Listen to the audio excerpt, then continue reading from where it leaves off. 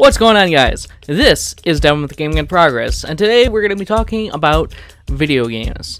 And maybe you're wondering, well, that's something we talk about all the time on the channel, it's something we play. Well, this is going to be a little bit more expansive. And this is going to be, to an extent, a response to the video ReviewTechUSA recently put out, talking about Capcom thinking that old gamers don't matter. And I watched that video, and I agree with most of what he has to say to an extent. And we're going to get into that in just a bit here. This is how we do it. This is how we do it. La, la, la, la. Video games have come a long way, and really when you think about it, it's a genre that started off as like something so simple and something that expanded into so many things. Maybe I'm using the wrong word, genre, here, but I mean, you think about, like, it really kind of started with just simple things like Pong and Tetris and stuff like that, and it expanded into so many different things.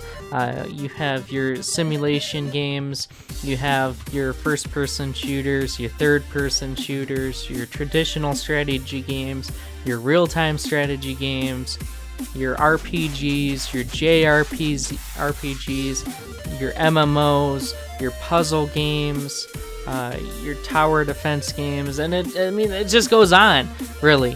Everything from text-based retro games to the little games you play on your phone while you're taking a shit, to massive games that have taken years upon years of development, such as Star Citizen or Arma 3 or Doom or whatever. There's so many different types of games, really.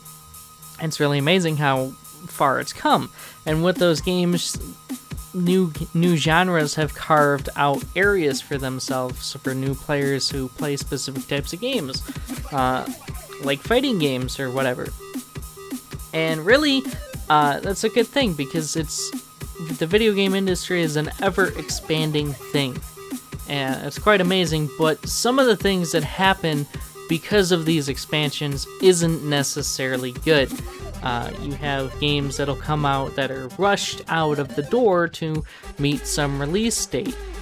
And really, that's unfortunate, but that's what happens. Another thing that's been happening, though, recently is a lot of games have become esports centric.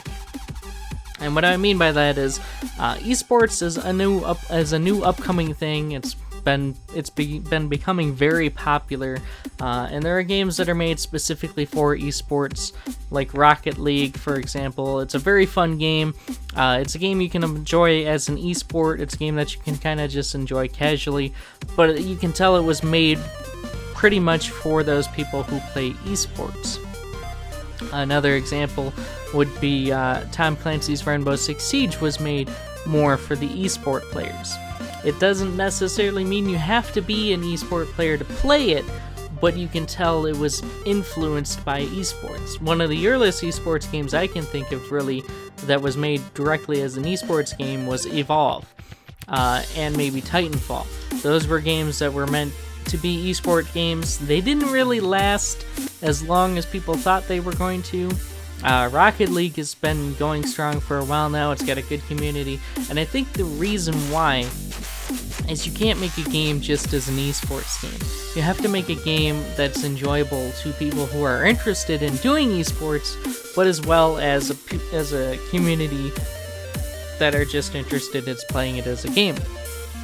But what's unfortunate is when a game that's generally, or when a traditional game is modified in its newest version to be just an esports game.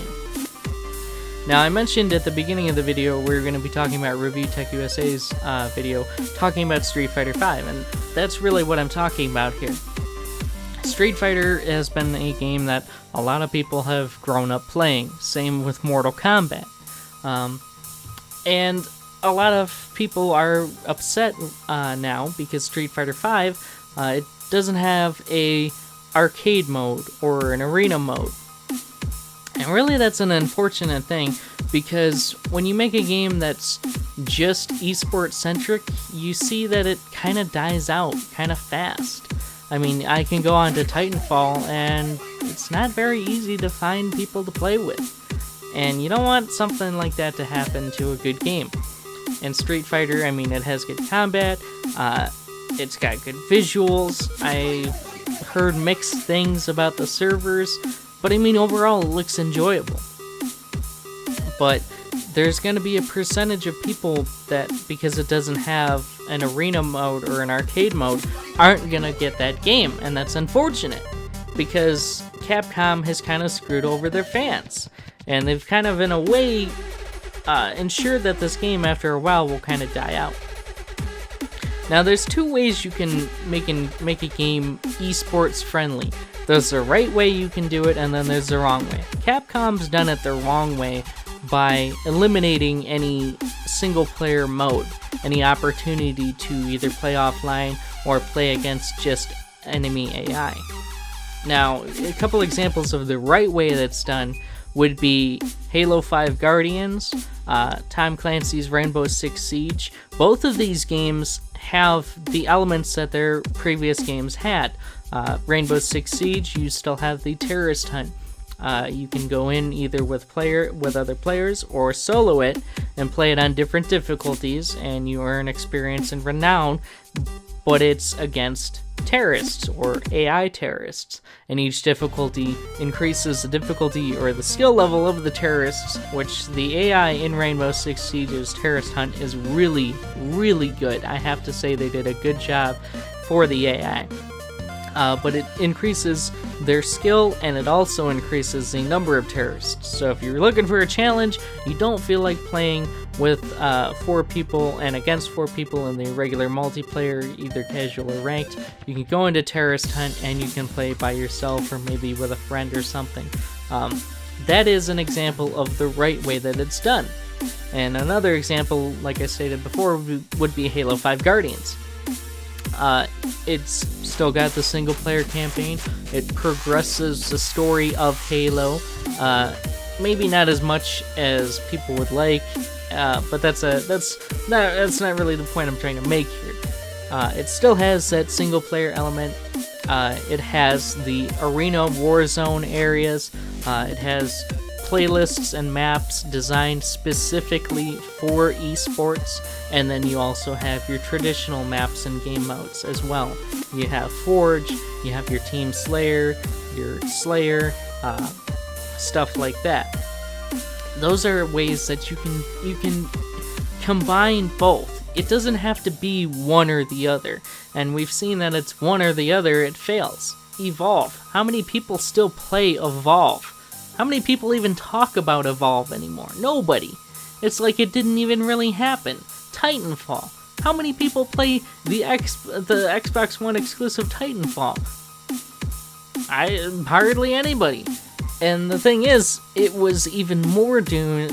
Titanfall, I feel like, died even sooner because it was an Xbox One exclusive. Maybe if it was on both systems, it would have had a better chance.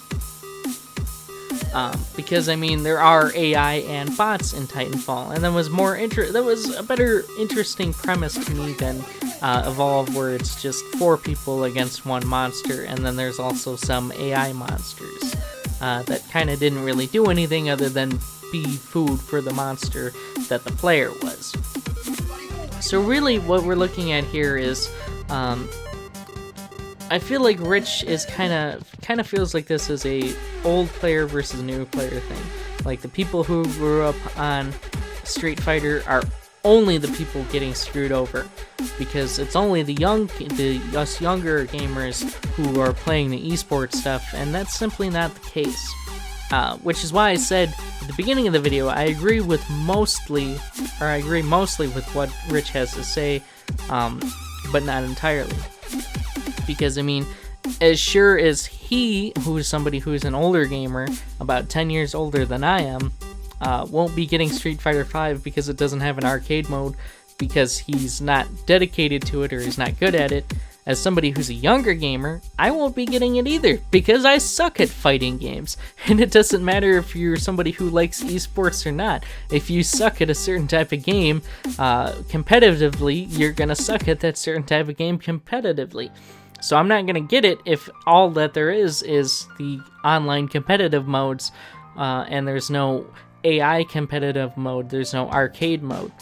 Because, I mean, a good way to get better at a fighting game to where you can maybe get to doing online competitive modes is to play against the AI. And the idea that, oh, we're just going to take that away is stupid, especially when so many other games are making themselves more open to the esports community without alienating a portion of their player base, without saying, oh, you can only either play against other people or you can't play at all. So really, the point of this video is to state that it's not an age difference thing, really. I don't think, to me at least, it's not. To Rich, he feels like it is because he grew up with Street Fighter. I grew up more with Mortal Kombat, and Mortal Kombat hasn't done that. But it's not really an age thing. It's not even really an esports player versus non-esports player thing, because I feel like the esports players are gonna be just as interested in it if it had those arena, or more interested really if it had those arena modes or those arcade modes than without it. Because I mean, lots of people play Rainbow Six Siege. I mean, it did underperform in sales to an extent. But I mean, there's always people playing it. I've seen a lot of people enjoy it. And really, to have the ability to play against AI, especially really good AI like in Rainbow Six Siege, to practice your skills and try out new things or new loadouts or whatever, is something that's important for both competitive play and casual play. So really, Street Fighter or Capcom has shot itself in the foot again by taking out this arcade mode. And that's really all I have to say about this. I mean, I could go on to talk about how Capcom, to a lot of people, such as even somebody like Angry Joe, has been the bane of their existence for a long time, but it's been said, Capcom is just gonna continue to shoot itself in the foot, I guess, until there's nothing left. And it's really unfortunate because, I mean, there's been a lot of games throughout the years that Capcom has made that have been good. I liked the original Devil May Cry's. I like Street Fighter. But, I mean, the only thing you can do is to not support the game, and that's what Rich has chosen to do, and I agree with him. I wouldn't buy the game either, if there's no arcade mode, because again, I suck at fighting games. I played Injustice Gods Among Us, and it took me an embarrassingly amount of time to get through the story, even, so that's really all I have to say about this. I'm not trying to call Rich out or anything like that. I know people are probably going to think that because I mentioned another YouTuber in my video. I'm just saying I agreed with mostly with what he had to say, but I also didn't entirely agree, and I explained why. And I think you guys all understand that. So if you guys haven't, and really let me know what you guys feel about this in the comments section. I love getting comments from you guys. It's always nice to get comments from people sharing their own opinions and stuff, and I try to reply as soon as I can. Sometimes I don't get notified by comments, so hopefully you guys have enjoyed this video. If you have, please be sure to hit that thumbs up button. And if you guys happen to be new here, don't hesitate. Do not forget, hit that subscribe button right now so you guys can come back, be apprised to all the stuff that we're doing here at Gaming in Progress. We're always trying to do new things, and we're going to be going to a convention in the next several months too, so lots of stuff is going to be happening this year. It's going to be a good year for us guys. So once again, hopefully you guys have enjoyed. This has been Devon with Gaming in Progress, wishing you a very great day, and I will see you guys in the next video.